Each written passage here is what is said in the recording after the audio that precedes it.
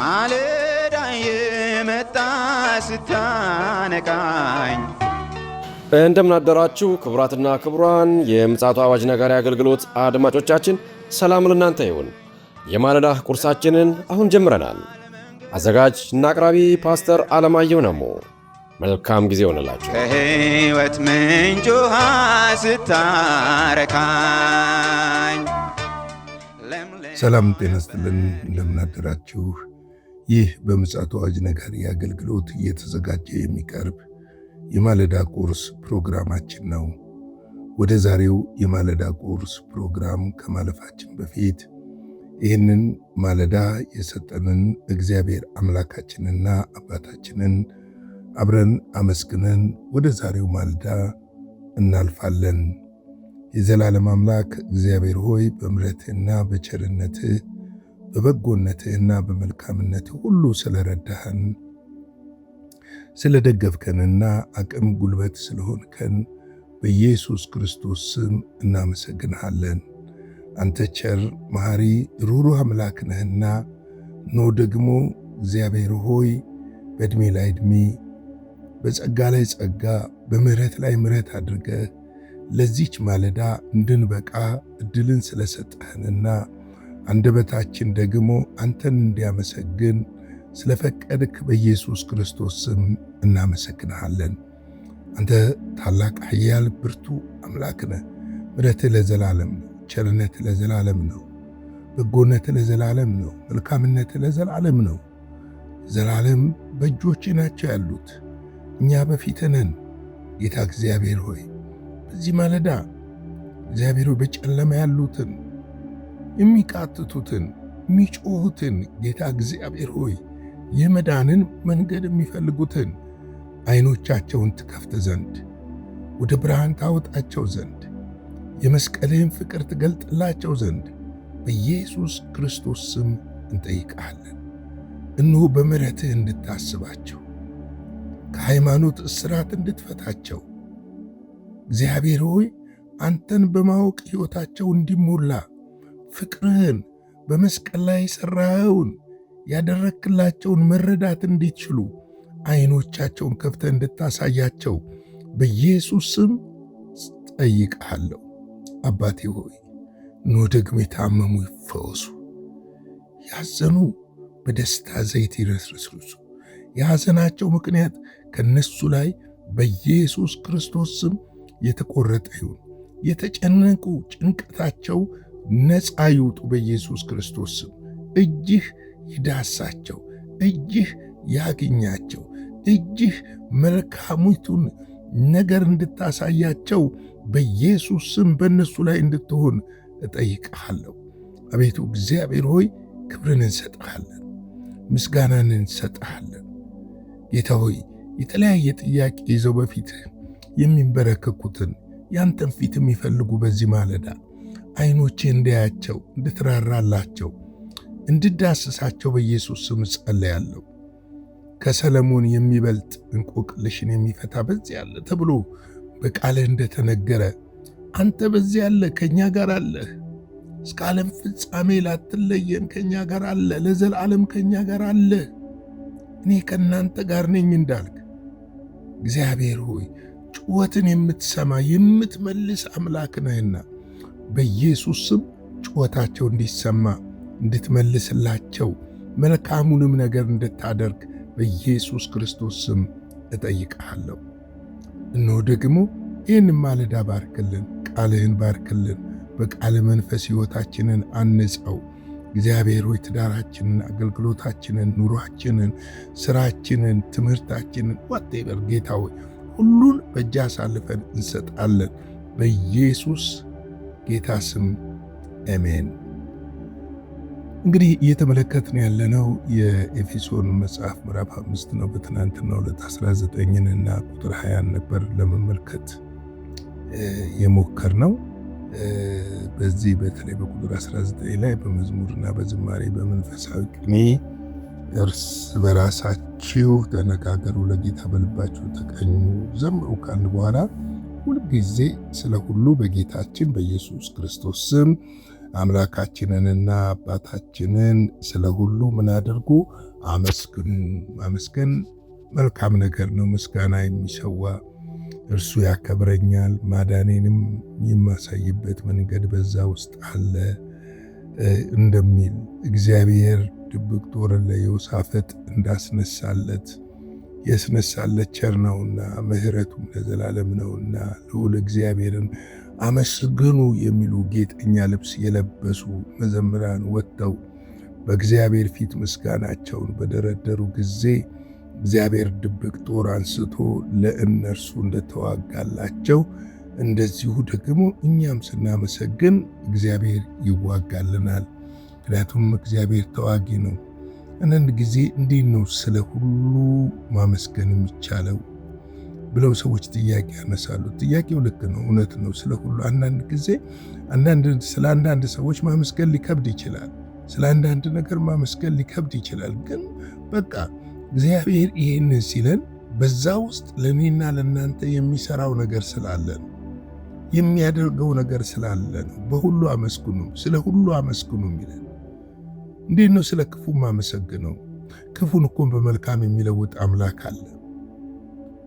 ነገር ሁሉ ለበጎ እንዲደረግ እንዲሁ እናውቃለን አይደለም የሚለው ሮሜ ላይ። ስለዚህ ነገር ወደ ምንድን ነው የሚለወጠው? ስናመሰግን ወደ መልካም ነገር ይለወጣል፣ ወደ በጎ ነገር ይለወጣል። ተማረን ተጨንቀን ጮኸን የምንጨምረው ነገር ከሌለ ማመስገን ግን የሚያመጣው ድል ካለ፣ ማመስገን ግን የሚለውጠው ነገር ካለ፣ ማመስገን በእኛ ሕይወት ላይ የሚጨምረው ነገር ካለ ማመስገን ይሻላል። ምክንያቱም ስናመሰግን እግዚአብሔርን ስናመሰግን እግዚአብሔር ስለኛ መዋጋት ይጀምራል። ስናመሰግን እግዚአብሔር ለኛ ፊቱን ያበራልናል። አለ ምክንያት አመስግኑ አይለንም እና ስለ ሁሉ ማመስገን ቅድም እንዳነሳሁት ይከብዳል። አዎ፣ ግን በቃ ልናመሰግን ይገባል። ማማረሩ የሚያመጣው ነገር የለም። የእስራኤል ሕዝቦች በምድረ በዳ እኮ የቀሩት ሲያማርሩ ነው፣ ሲያጉረመርሙ ነው። ከማመስገን ይልቅ ትናንት የተደረገላቸውን እያሰቡ ማመስገን ባለመቻላቸው ነው። ከትናንት ወዲያ የተደረገላቸው ቀይ ባህር ተከፍሎላቸው ማመስገን አልቻሉም። መራራውን ውሃ ጣፋጭ አድርጎላቸው ይረሱታል፣ አያመሰግኑም። በሚቀጥለው የሆነ ችግር ሲገጥማቸው ያጉረመርማሉ። ማጉረምረም ብቻ አይደለም፣ በእግዚአብሔር ላይ አመፅ ሁሉ ያደርጋሉ። ለምን? ትናንትናን ይረሱታል። የሰው ተፈጥሮ እንደዚህ ነው። ትናንት የተደረገልን የተሻገርንባትን መንገድ ያሳለፈንን ጎዳና እንረሳዋለን። ነገር ሞላ ሲል እንረሳውና ደግሞ ሌላ ነገር ሲመጣ በእግዚአብሔር ላይ ማማረር እንጀምራለን፣ አናመሰግንም። ወገኖቼ አመስጋኞች እንሁን። አመስጋኞች መሆን እግዚአብሔር ይከፍለናል። ምስጋና የራሱ ኃይል አለው፣ የሚያስለቅቀው ነገር አለ። ወደ እግዚአብሔር የሚደርስ ስለሆነ እግዚአብሔር ምስጋናችንን የሚያሸተው ስለሆነ በምስጋና ውስጥ ማሸነፍ አለ። ስለዚህ ነው ማመስገን ያለብን። ስለዚህ ነው እግዚአብሔርን ስለ ሁሉ ነገር ልናመሰግን ያስፈልጋል። ስለ አምና እናመስግነው፣ ስለ ካቻ አምና እናመስግነው፣ ስላለፉት ወራቶች እናመስግነው፣ ስለ ትናንትና እናመስግነው፣ ስለ ዛሬ እናመስግነው። እግዚአብሔርን ምስጋና ነገሮችን እንደሚቀይር ማወቅ ይጠበቅብናል። ስለዚህ ነው በኢየሱስ ክርስቶስ ስም አምላካችንንና አባታችንን ስለ ሁሉ ምን አድርጉ? አመስግኑ። እግዚአብሔርን ስለ ሁሉ ነገር ልናመሰግን ይገባል። ዛሬ እስቲ ቁጥር 21 እና 22 ተያያዥነት ያላቸው ሐሳብ ናቸው። እሷን ትንሽ እንልና ነገ ደግሞ በነገው ማለዳ ደግሞ ቀጣዩን ይዘን እንመጣለን። እነዚህ ይላል፣ ለእያንዳንዱ በክርስቶስ ፍርሃት የተገዛችሁ ሁኑ። ሚስቶች ሆይ ለጌታ እንደምትገዙ ለባሎቻችሁ ተገዙ ይላል። ለእያንዳንዳችሁ በማን? በክርስቶስ ፍርሃት መገዛት ማለት ምን ማለት ነው? መሽቆጥቆጥ፣ መንበርከክ፣ መስገድ ነው መገዛት ማለት? የመገዛትን ትርጉም መጽሐፍ ቅዱሳዊ እውነታ የሆነውን ትርጉም እንመልከተው። ያ ነው ትልቅ መፍትሄ የሚሰጠን። ብዙ ጊዜ ለምንድን ነው ይላሉ እህቶች ወይም ደግሞ ሌሎችም ሰዎች ለቤተ ክርስቲያን ታዘዙ ሲባል ወይም ደግሞ እንትን ሲባል ለምንድን ነው ብለው ይጠይቃሉ። መገዛት ማለት የእግዚአብሔርን ሐሳብና ፍቃድ በሕይወታችን መፈጸም ማለት ነው። የእግዚአብሔርን ትእዛዝ መፈጸም ማለት ነው መገዛት ማለት። መገዛት ማጎብደድ አይደለም። መገዛት መንበርከክም አይደለም። መገዛት በቃ ሙትት ያለ ተሸናፊ ሆኖ እንደፈለግኩንብኝ ማለት አይደለም። የእግዚአብሔር ሐሳብና ፍቃድን ትእዛዙን መፈጸም ማለት ነው መገዛት የሚለው። እንግዲህ ለእያንዳንዳችሁ ሲል ለሁላችንም ነው። ለሁላችንም ነው። በምን? በክርስቶስ ፍርሃት። በማፍራት በክርስቶስ ፍርሃት፣ ክርስቶስን ልክ እንደምንፈራ። ይሄ ፍርሃት የሚለው ብዙ አይስበኝም። ፍርሃት ሪስፔክት በሚለው ብንቀበለው ጥሩ ነው። ፍርሃት ማለት በእኛ አገር እከሌ ፈራ ሲባል ተሽቆጠቆጠ፣ ይሄ የመንቀጥቀጥ የመደበቅ በቃ የመሰወር ነገር ያለመቻል፣ እንደሱ አይደለም። ሪስፔክት ማድረግ እግዚአብሔርን ጌታን እንደሚገባው በተገቢው ቦታ በልባችን ዙፋን እንዳለ እሱን እንዳስቀመጠው ነው። እሱን ሪስፔክት በምናደርግበት፣ እሱን በምናከብርበት፣ እሱን በምንታዘዝበት፣ እሱን በምንሰማበት ልክ ሌሎችንም መስማት መታዘዝ እንጂ በፍርሃት የመንቀጥቀጥ ነገር አይደለም።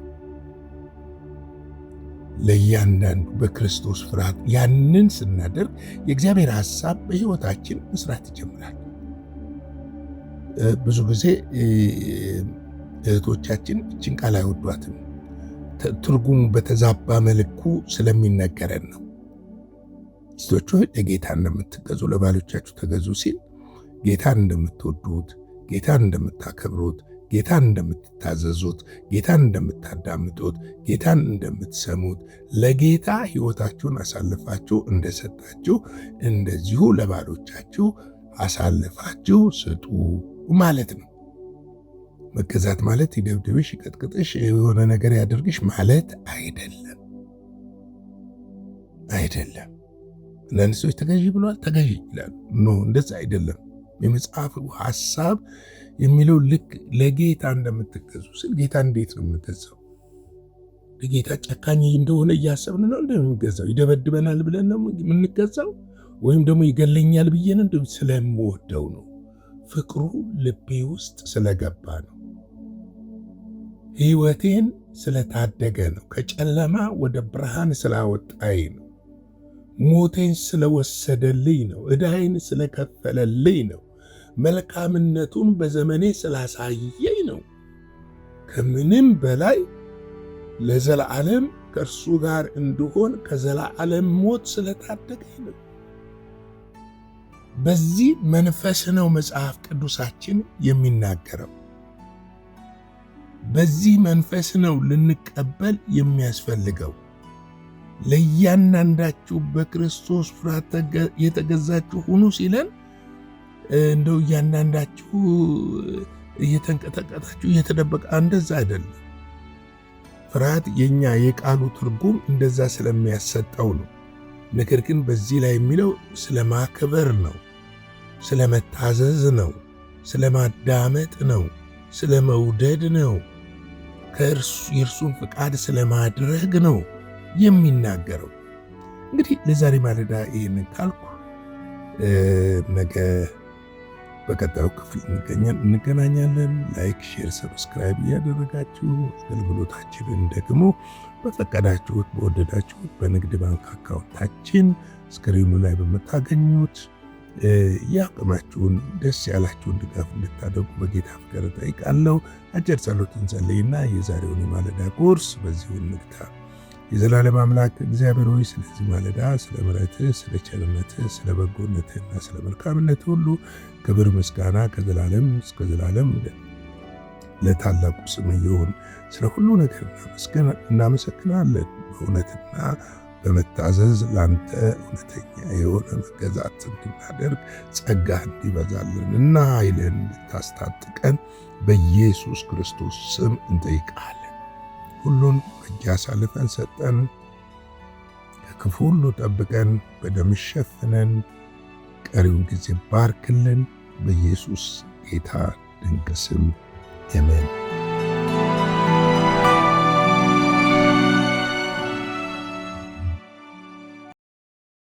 በነበረን የመልእክት ክፍለ ጊዜ እንደተባረካችሁ ተስፋ እናደርጋለን። በነገው ማለዳ በሌላ ዝግጅት እንገናኛለን። መልካም ቀን።